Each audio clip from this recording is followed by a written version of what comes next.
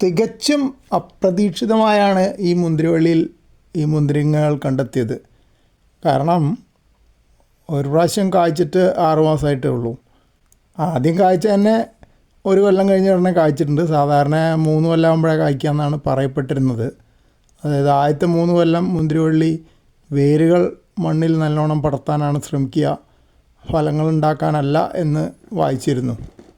പക്ഷേ ഇവിടെ ഇപ്പോൾ വേരുകൾ അധികം ഓടാൻ സ്ഥലമില്ലാത്ത കോൺക്രീറ്റ് കൊട്ടാരമായതുകൊണ്ടാണോ എന്നറിയില്ല പകരം പഴങ്ങൾ ഉണ്ടാവുന്നത്. ഞാനങ്ങനെ പല ചെടികളിലും ശ്രദ്ധിച്ചിട്ടുണ്ട്.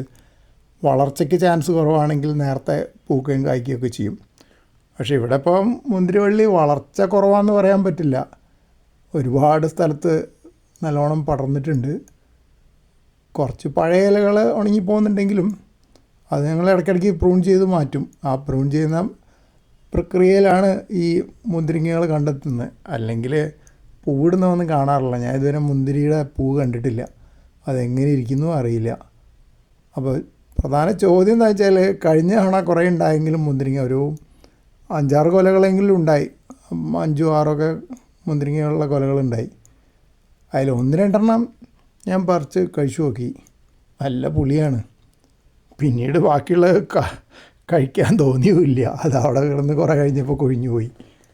അപ്പോൾ ഇത്തവണ പുതിയ മുന്തിരിങ്ങ ഉണ്ടായപ്പോൾ വീണ്ടും ഒരു പ്രതീക്ഷയുണ്ട്.